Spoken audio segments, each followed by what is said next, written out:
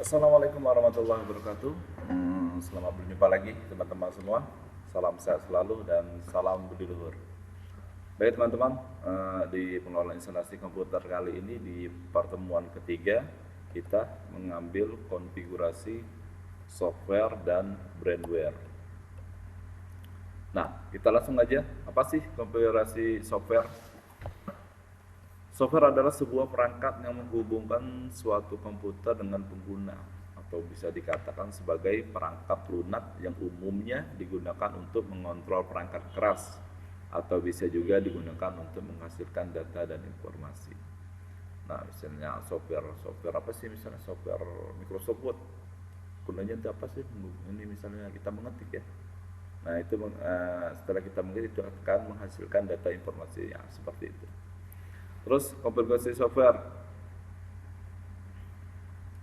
Bagaimana kita mengatur suatu perangkat lunak sesuai dengan kebutuhan? Bagaimana sih kita mengatur suatu perangkat lunak sesuai dengan kebutuhan? Nah, konfigurasi software dan firmware selanjutnya yaitu software, language, program, sekumpulan instruksi yang diberikan kepada komputer untuk dapat melaksanakan tugas-tugas tertentu dalam menyelesaikan suatu permasalahan. Nah, language program ini yaitu dia adalah merupakan sekumpulan instruksi ya, merupakan sekumpulan instruksi. Nah, yang diberikan kepada komputer. Nah, sekumpulan instruksi itu untuk dapat melaksanakan tugas-tugas tertentu ya dalam menyelesaikan suatu permasalahan. Terus utility merupakan perangkat lunak komputer yang didesain untuk membantu proses analisis, konfigurasi, optimasi, dan membantu pengelolaan sebuah komputer ataupun sistem. Nah, ini contohnya itu seperti backup, pemulihan data, atau antivirus. Terus operating system, perangkat lunak yang mengatur sumber daya dari perangkat keras dan perangkat lunak. Tanpa sistem operasi, pengguna tidak dapat menjalankan program aplikasi pada komputer mereka kecuali program booting. Nah, operating system ini seperti kita ketahui itu ada Windows ya, Windows 7, Windows 8, Windows 10. Nah, itu operating system contohnya. Terus bikin program, software yang merupakan suatu aplikasi jadi yang sudah disediakan oleh pengembang dan pemakai aplikasi tersebut tinggal memanfaatkannya saja. Contoh Microsoft Office, Excel, nah itu udah dibikin orang jadi kita tinggal memakai saja aplikasinya.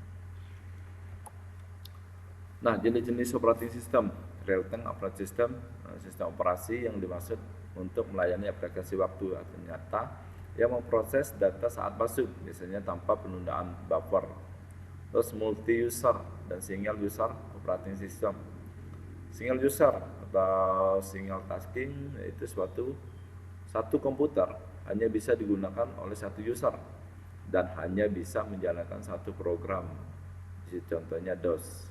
Nah, itu di operating system ya. Nah, single user atau single tasking ini misalnya satu komputer ya, dia tidak bisa kita menggunakan, tidak bisa banyak user ya. Dia hanya satu dan hanya menjalankan satu program saja. Nah, itu contohnya DOS. Terus multi user atau single tasking.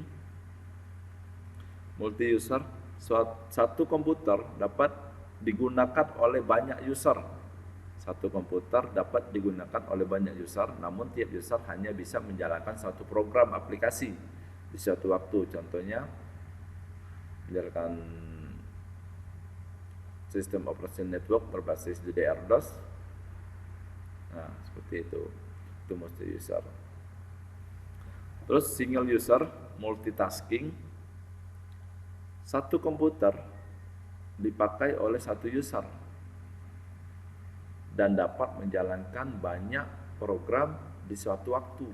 Contohnya Windows, OS, BOS, dan JDS. Multi-user atau multitasking, satu komputer dipakai bersamaan oleh banyak user yang dapat menjalankan banyak program di suatu waktu. Contohnya Unix, Linux, Windows dengan aplikasi Centric atau MetaFrame. Gitu. Nah, yang ketiga yaitu operating system terdistribusi. Salah satu implementasi dari sistem terdistribusi di mana sekumpulan komputer dan prosesor yang heterogen terhubung dalam satu jaringan.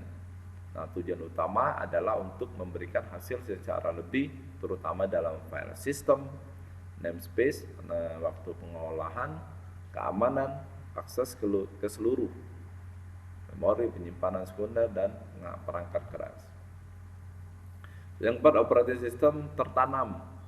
Nah, sistem yang menempel dari sistem lain atau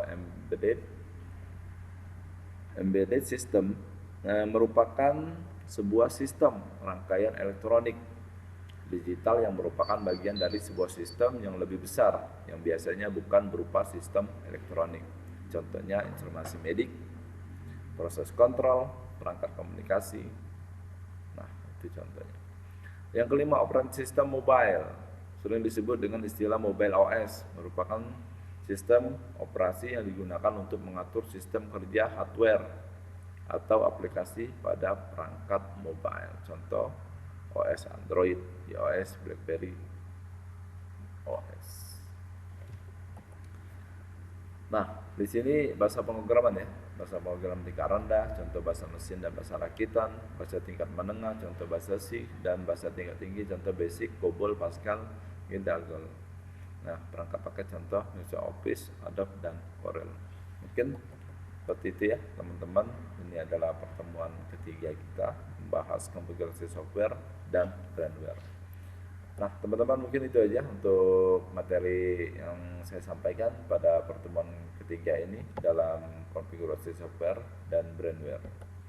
Oke, mohon maaf kalau ada kata salah-salah, dan saya akhiri dengan ucapan assalamualaikum warahmatullahi wabarakatuh. Salam sehat selalu dan salam budi luhur.